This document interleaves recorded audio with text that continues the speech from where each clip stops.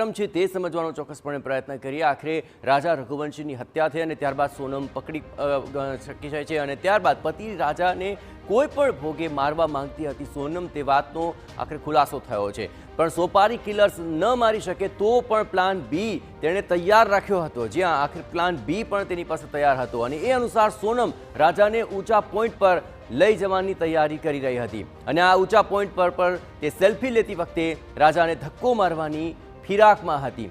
આખી ઘટનામાં રાજાના મોતને અકસ્માતમાં ખપાવવાનો સોનમનો એક આખો ફૂલ પ્રૂફ પ્લાન હતો।